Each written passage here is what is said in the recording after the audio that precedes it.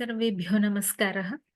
पीताम्बरं करविराजितशङ्खचक्रकौमोदके सरसिजं करुणासमुद्रं राधासहायमतिसुन्दरमन्दहासं वातालयेशमनिशं हृदि भावयामि। सप्तमस्य दशकस्य अष्टमः श्लोकः। कालाम्भोदकलाय कोमलरुचिचक्रेण चक्रं दिशामावृण्वानमुदारमन्दहसितस्यन्दप्रसन्नाननं राजत्कम्बुगदारिपङ्कजधर श्रीमद्भुजामण्डलं स्रष्टुस्तुष्टिकरं वपुस्तव विभो मद्रोगमुद्वासयेत्। पदच्छेदः। कालाम्भोदकलाय कोमलरुचिचक्रेण चक्रं दिशाम् आवृण्वानम् उदारमन्दहसितस्यन्दप्रसन्नाननं राजत्कम्बुगदारिपङ्कजधर श्रीमद्भुजामण्डलं स्रष्टुः तुष्टिकरं वपुः तव विभो मद्रोगम् उद्वासयेत्। अन्वयः।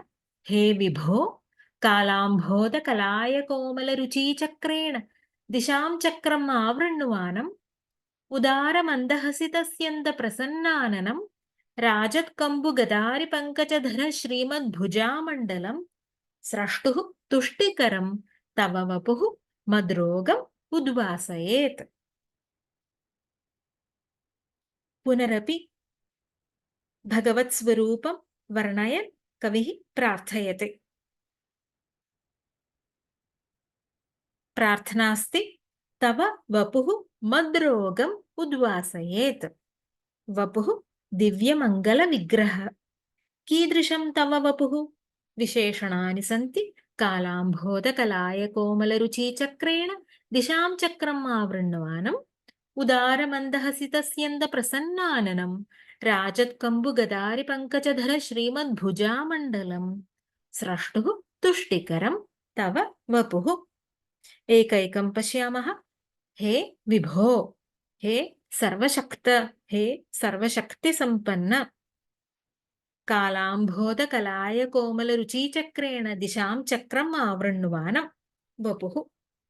कालाम्भोदकलाय कोमलरुचिचक्रेण कालाम्भोदश्च कलायश्च तयोः कोमलाः रुचयः इव रुचयः तासां चक्रेण मण्डलेन कान्तिपटलेन।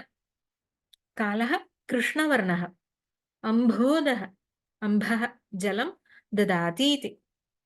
मेघः कालमेघवत् कलाय कुसुमवच्च कोमलानां रुचीनाम् अथवा त्विषां चक्रेण समूहेन दिशां चक्रं दिङ्मण्डलम् आवृण्वानं तव वपुः। आकाशे कालमेघः वृष्टेः सूचनास्ति ननु।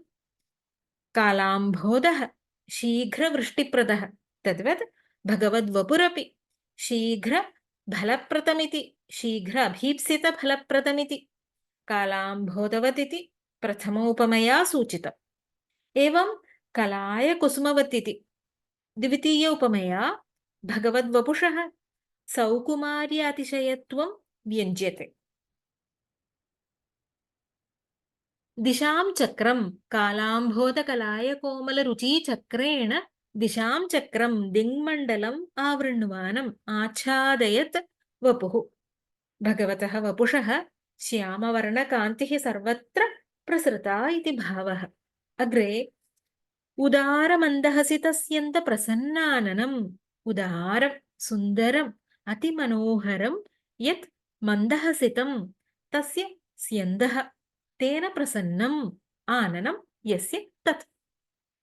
मन्दहसितं नाम मन्दहासः। अतिमनोहरस्य मन्दहासस्य निरन्तरप्रसरेण प्रसन्नमुखम् इत्यर्थः। आननं वदनम्। राजत्कम्बुगदारिपङ्कजधर श्रीमद्भुजामण्डलं। धरतीति धरं, राजन्ति कम्बुगदारिपङ्कजानि तेषां धरं तच्च तत् श्रीमतीनां भुजानां मण्डलं यस्य तत् वपुः।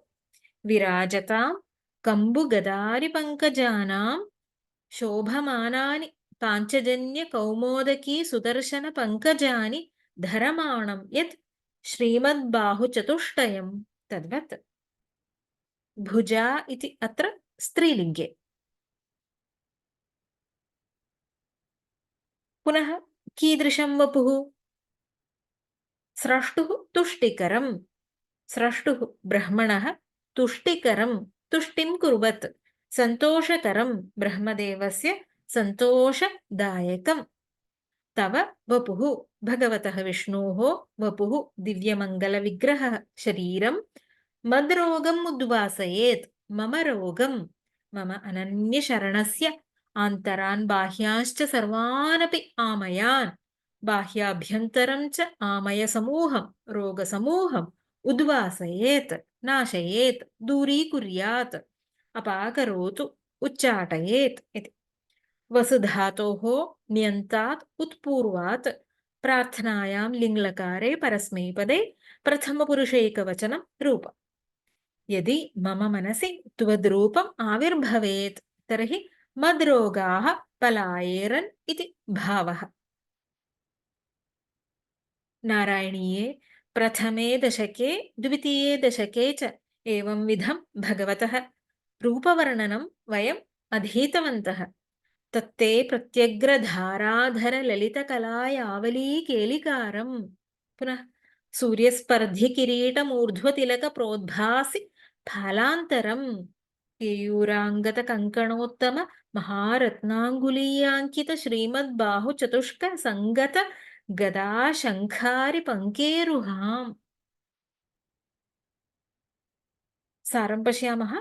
कालमेघवत् तथा कलायकुसुमवच्च कोमलानां त्विषां समूहेन दिङ्मण्डलम् आच्छादयत्। मनोहरस्य मन्दहासस्य निरन्तरप्रसरेण प्रसन्नमुखं शोभमानानि पाञ्चजन्यकौमोदकी सुदर्शनपङ्कजानि धारयत् यत् श्रीमद्बाहुचतुष्टयं तद्वत् ब्रह्मणः तुष्टिं कुर्वत्।